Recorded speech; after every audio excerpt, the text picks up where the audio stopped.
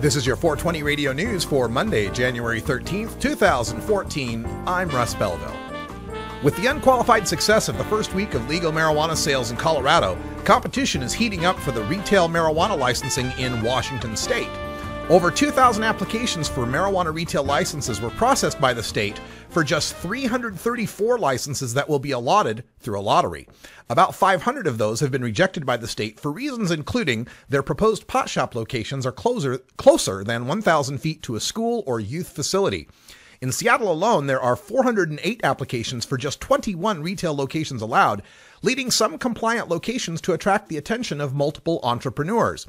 This, in turn, has led to complaints by some that applicants with more money were gaming the system by filing multiple applications for the same location through straw purchasers. The Washington State Liquor Control Board, in charge of implementing marijuana legalization, assures the public that only applicants with a valid location and a commitment from the landlord to operate there will be considered for the lottery. The National Highway Traffic Safety Administration has bestowed a $400,000 grant to the Colorado Department of Transportation, or CDOT, for an anti-toking and driving campaign and to train more drug recognition experts in the state police force.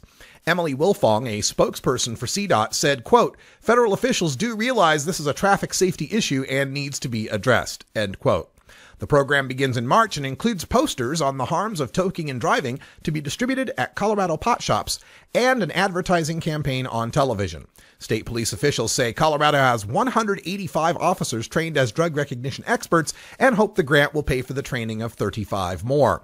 CDOT data shows that of just under 25,000 DUI cases prosecuted in Colorado in 2012, just over 1,000 of them showed marijuana use as a factor, a figure confirmed by state probation department showing just over 1,000 marijuana users in their evaluations of just over 23,500 DUI convictions. Colorado law considers detection of more than 5 nanograms of active THC per milliliter of blood to be an inference of guilt regarding DUI, a standard not proven to accurately show impairment. The Democrat challenging popular Republican incumbent Senator Susan Collins from Maine isn't being shy about her support for marijuana legalization. Shayna Bellows is the former director of the ACLU of Maine and spoke with the progressive think tank, Think Progress, about her uphill battle to win election to the Senate. Quote, "Right now on the Senate side, there doesn't seem to be a leader who has the courage to move marijuana legalization forward," Bellows said. "I would be that leader," end quote. Bellows also said, quote, "Supporting marijuana legalization is being smart on crime because there are real crimes that do harm to our communities, crimes against persons that we absolutely need to address," end quote.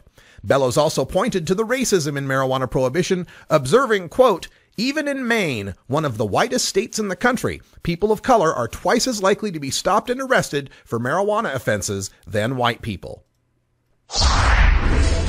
A state senator in Pennsylvania is calling out the governor for his refusal to consider the legalization of Aleppsia. The drug, a CBD-rich extract from the Charlotte's Web variety of marijuana, has proven beneficial to children suffering from rare forms of epilepsy that other medicines won't touch. It is so low in THC, the psychoactive molecule in marijuana, that hemp milk on grocery store shelves have more THC than Aleppsia. Governor Tom Corbett, through a spokesperson, told the Harrisburg Patriot News his administration might consider support for medical marijuana if the Food and Drug Administration deemed it legitimate medicine through clinical trials. State Senator Dalen Leach, a co-sponsor of legislation legalizing the medical use of CBD, blasted the circular logic of the governor, saying, quote, "What we have now is a catch-22. There's no clinical trials because it's a Schedule I drug, and it's a Schedule I drug because there's no clinical trials showing that it has medical value," end quote. European and Australian media are reporting on the phenomenon of medical refugees from states where marijuana is illegal who are flocking to Colorado to access the high CBD oil known as Aleppsia. The Realm of Caring, the nonprofit group formed by the Stanley brothers who are growing the Charlotte's Web strain, told the UK Telegraph that around 100 families have emigrated to Colorado, with another 171 families on the waiting list, and they cannot currently meet demand. State health officials have announced they want to spend $7 million on studies to determine the efficacy and long-term safety of high cannabidiol oil on epileptic children.